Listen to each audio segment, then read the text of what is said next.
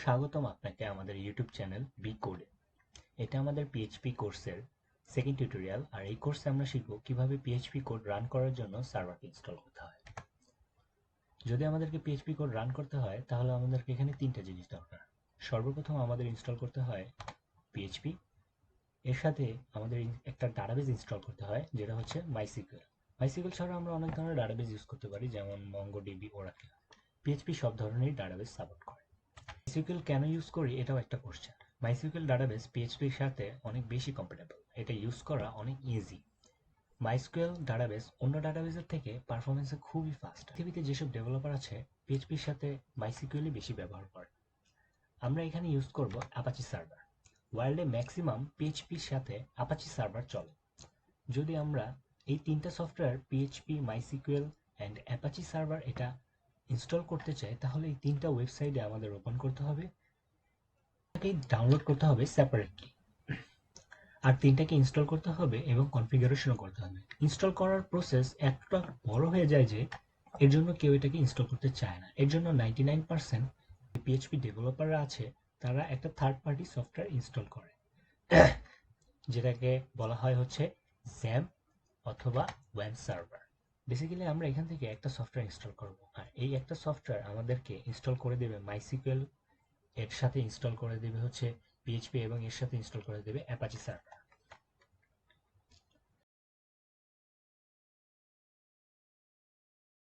ব্রাউজারে আমি ওয়াম্প server open করে রেখেছি, আর এটার লিংক আমি আমার ডেসক্রিপশনে দিয়ে দিব, সেখান থেকে আপনারা ডাউনলোড করে নিতে পারবেন। গুগলে গিয়ে ওয়াম্প লিখে সার্চ দিবেন, তাহলে এটা চলে আসবে। সর্বপ্রথম এই ওয়েবসাইটেই ওপেন হবে। প্রথমে আমরা বলি ওয়াম্পের মানে কি। ডাব্লিউ মানে হচ্ছে উইন্ডোজ, আর এ মানে হচ্ছে অ্যাপাচি, এম মানে হচ্ছে MySQL, আর পি মানে হচ্ছে পিএইচপি। তো এই যে সফটওয়্যার বানিয়েছে এটা হচ্ছে বেসিক্যালি উইন্ডোজের জন্য বানিয়েছে। এটা আপনি ম্যাক বা ওএস অন্য কোনো অপারেটিং সিস্টেমে ব্যবহার করতে পারবেন না। আমি যদি নিচে স্ক্রল করি তাহলে এখানে আপনারা দুইটা লিঙ্ক পাবেন, একটা হচ্ছে WampServer 64 বিটার আর একটা হচ্ছে WampServer 32 বিটার। তা আমার যে সিস্টেম সেটা হচ্ছে 64 বিটার। মার্কেটে নতুন যতগুলো ল্যাপটপ আছে বা পিসি আছে বেশিরভাগই হচ্ছে 64 বিটার। আর এখানে দেখেন MySQL এর এবং পিএইচপির বিভিন্ন ধরনের সার্ভার আছে। এখানে দেখেন MySQL, MariaDB, PHP অ্যাডমিনের বিভিন্ন ভার্সন আছে। আপনারা এখান থেকে গিয়ে ডাউনলোড করতে পারবেন। সো আপনারা এখানে যখন ক্লিক করবেন তখন একটা পপ আপ উইন্ডো আসবে। পপ আপ উইন্ডো আসার পরে এখানে নিচে দেখবেন ভিজুয়াল স্টুডিও 2012 VC11, এটাকে আপনারা ডাউনলোড করে ইনস্টল করে নেবেন প্রথমে, এবং এরপর এই ফর্মটা ফিল আপ করে যখন আপনারা ডাউনলোড করতে যাবেন তখন ডাউনলোড হয়ে যাবে। সো আমরা এই ভিডিও সিরিজে ওয়াম্প নিয়ে কাজ করব না, আমরা এই ভিডিও সিরিজে জ্যাম্প নিয়ে কাজ করব। আপনারা যদি ওয়াম্প ইউজ করতে চান তাহলে এখান থেকে ডাউনলোড করতে পারবেন। তো আমরা চলে যাই হচ্ছে জ্যাম্প। এটার লিঙ্ক ডিসক্রিপশনে পেয়ে যাবেন। এখানে এক্স হচ্ছে কোন একটা কোম্পানির নাম, এ হচ্ছে আপাচি, এম মানে হচ্ছে MariaDB, পি মানে হচ্ছে পিএইচপি, আর পি মানে হচ্ছে পার্ল। নিচে একটু স্ক্রল করলে এখানে তিন ধরনের ডাউনলোড দেখতে পারবেন, একটা হচ্ছে উইন্ডোজের জন্য, আরেকটা হচ্ছে লিনাক্সের জন্য, আরেকটা হচ্ছে ম্যাক ওএস। সো আমাদের অপারেটিং সিস্টেম হচ্ছে উইন্ডোজ, তাই আমরা উইন্ডোজ ডাউনলোড করব। যদি আপনাদের কারো লিনাক্স থাকে তাহলে লিনাক্স ডাউনলোড করতে পারবেন, আর যদি আপনাদের কারো ম্যাক ওএস থাকে তাহলে ম্যাক ওএস ডাউনলোড করতে পারবেন। সো আমরা ডাউনলোড বাটনে ক্লিক করব। এখানে এসে আমরা যখন দেখব তখন এখানে অটোমেটিক ডাউনলোড হতে থাকবে।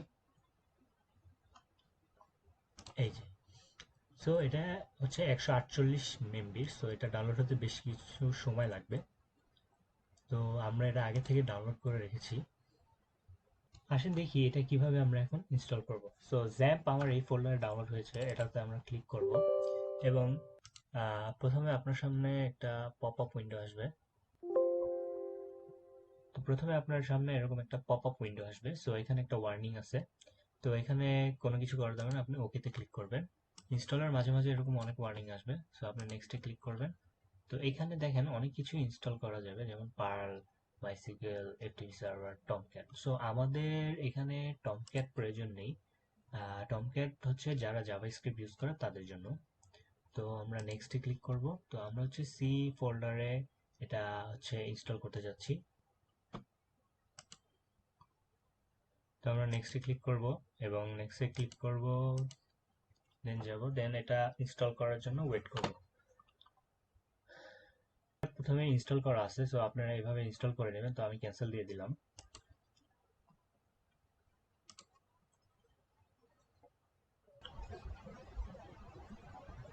ইনস্টল হওয়ার পরে আপনারা জ্যাম্পে ক্লিক করবেন। দেখেন আমাদের সামনে একটা কন্ট্রোল প্যানেল ওপেন হয়েছে, আর এটা হচ্ছে জ্যাম্পের কন্ট্রোল প্যানেল। এখানে লেফট সাইডে আপনারা দেখবেন কোন কোন ফাইলগুলো ইনস্টল হয়েছে: অ্যাপাচি, মাইসিকুয়েল, ফাইলজিলা, মার্কিউরি, টমক্যাট আমরা ইউজ করি না, তাও হয়তো ইনস্টল হয়ে গিয়েছে। তো আমরা যেটা নিয়ে কাজ করবো সেটা হচ্ছে অ্যাপাচি আর মাইসিকুয়েল। সো আমরা প্রথমে অ্যাপাচিতে ক্লিক করব স্টার্টে, তারপর হচ্ছে মাইসিকুয়েল এর স্টার্টে ক্লিক করব। সো এখানে যদি আমরা দেখি গ্রিন কালার আসছে, তাহলে মানে এটা হচ্ছে প্রপারলি রান করেছে। তো এটা গ্রিন হয়ে যাওয়ার পরে এখন আমরা টেস্ট করব যে আমাদের পিএইচপি ফাইল রান হয়েছে কি হয় নাই। তো আমরা এখন যাব হচ্ছে আমাদের সি ড্রাইভে গিয়ে আমরা যাব হচ্ছে যেখানে আমরা জ্যাম্প সফটওয়্যার ইনস্টল করেছি সেখানে। সো আপনারা যদি অন্য কোনো জায়গায় ইনস্টল করে থাকেন সেখানে গিয়ে ফোল্ডারটি ওপেন করবেন। তো দেখেন আপনাদের সামনে অনেক বড় একটা ফোল্ডারের স্ট্রাকচার খুলবে। আপনারা নিচে স্ক্রল করলে দেখবেন এখানে জ্যাম্প কন্ট্রোল .exe আছে। সো আপনাদের যদি ভবিষ্যতে জ্যাম্পের কন্ট্রোল নিয়ে কাজ করতে হয় তাহলে আপনারা এখানে এসে এটা করতে পারবেন, আর এখান থেকে আপনারা আপনাদের ডেস্কটপে একটা শর্টকাট তৈরি করে নিতে পারবেন। সো আমরা যাব হচ্ছে উপরের দিকে যেয়ে দেখবো হচ্ছে আমাদের এখানে এইচডি ডক্স। সো এটা হচ্ছে আমাদের মেইন ফোল্ডার, এখানে আমরা আমাদের সব কাজ করব। এটার মধ্যে আমরা চলে যাবো। এখানে যাওয়ার পর আমরা দেখবো হচ্ছে এখানে কতগুলো ফাইল ইনস্টল করে রাখা, এগুলো হচ্ছে আমাদের আগের ফাইল। আমরা যে পিএইচপির কাজ করব এটার জন্য আমরা এখানে একটা ফোল্ডারটার নাম দিব আমরা লার্ন পিএইচপি। সো দেখেন এরকম একটা পিএইচপি ফোল্ডার আপনি ক্রিয়েট করে ফেলবেন, দেন আপনি এটার মধ্যে চলে যাবেন। এখানে যাওয়ার পরে আমরা আমাদের এডিটরে চলে যাব। তো এখন আমি এখানে আমার একটা পিএইচপির কোড লিখে নেই, যেটা স্টার্টিং টাইপ হচ্ছে গ্রেটার দেন কোশ্চেন মার্ক, দেন হচ্ছে পিএইচপি, আর এটা একটা এন্ড ট্যাগ লাগিয়ে নেই গ্রেটার দেন হচ্ছে কোশ্চেন মার্ক দিয়ে দেন হচ্ছে গ্রেটার দেন, এটা হচ্ছে পিএইচপির এন্ড ট্যাগ। তো এখানে আমি একটা মেসেজ প্রিন্ট করি, দেন হচ্ছে ইকো দিয়ে হ্যালো ওয়ার্ল্ড। তো এটা আমি এখন সেভ করব কন্ট্রোল এস দিয়ে। এন্ড এই কোডটা এখন আপনার বোঝার দরকার নেই, এটা শুধু আমরা টেস্টিং এর জন্য করছি। এরপরে আমি আমার একটা ব্রাউজার ওপেন করব।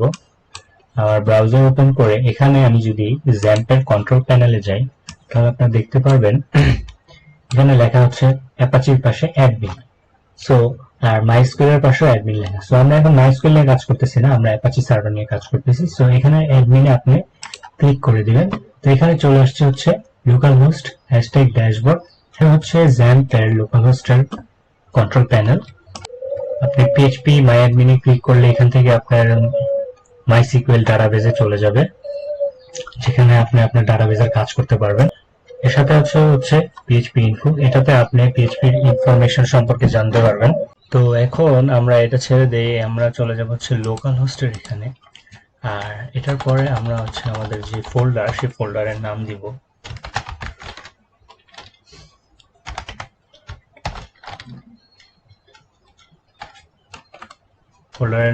Learn PHP. তো এখানে দেখেন এখানে যে ডিরেক্টরি সাবজেক্ট সেই ফোল্ডারের সেটা খুলে যাবে। এখানে একটা ফাইলই আছে ফার্স্ট.পিএইচপি, আমি এটাকে ওপেন করব। আর এই দেখেন আমাদের এখানে মেসেজ ডিসপ্লে হয়ে গেছে, মেসেজ এখানে ডিসপ্লে হয়ে গেছে হ্যালো ওয়ার্ল্ড। এর মানে হচ্ছে পিএইচপির যে ফাইল সেটা প্রপার ওয়ার্ক করতেছে। তো এখানে আমাদের যে Xampp ইনস্টলেশন এটা পুরো কমপ্লিট হয়ে গিয়েছে। তো ভিডিও শেষ করার আগে আমি ইম্পর্টেন্ট একটা কথা জানিয়ে দিতে চাই। যখনই আপনাকে পিএইচপিতে কাজ করতে হবে সর্বপ্রথম আপনাকে Xampp সার্ভার ওপেন করতে হবে, সেখানে অ্যাপাচি সার্ভার এবং মাইসিকিউএল সার্ভার স্টার্ট করতে হবে। এরপরে আপনি কোনো এডিটরে গিয়ে পিএইচপি কোড করতে পারবেন। তো এখানে আপনার আসতে হবে, এখানে এসে লিখতে হবে লোকাল হোস্ট, কারণ পিএইচপির যে ফাইল সেটা আপনি ডাইরেক্টলি ওপেন করতে পারবেন না। সো আপনার যে পিএইচপির ফাইল সেটা কোনো হোস্টের মাধ্যমে চালাতে হবে। এর জন্য আমি এখানে লিখেছি হচ্ছে লোকাল হোস্ট, কারণ আমাদের ওয়াম্প আর জ্যাম্প যে সার্ভার আছে সেটা হচ্ছে লোকাল হোস্টের মাধ্যমে চলে। তো আমি প্রথমে লিখবো আমরা প্রথমে লিখবো লোকাল হোস্ট, তারপর আমাদের যে ফোল্ডারের নাম, তারপর হচ্ছে আমাদের যে ফোল্ডারে পিএইচপি সেভ করেছি সেই ফাইলের নাম। নেক্সট ভিডিওতে আমরা দেখব কোড, এই পিএইচপির কোড, এটা বেসিক স্ট্রাকচার কি, আর পিএইচপির কোড আমরা কয় রকম ভাবে লিখতে পারি। তো এই ভিডিও দেখতে ভুলবেন না। হোপস আপনাদের আমার এই ভিডিও ভালো লেগেছে। যদি ভালো লেগে থাকে প্লিজ লাইক করবেন এবং আমার চ্যানেলটি সাবস্ক্রাইব করবেন। ধন্যবাদ।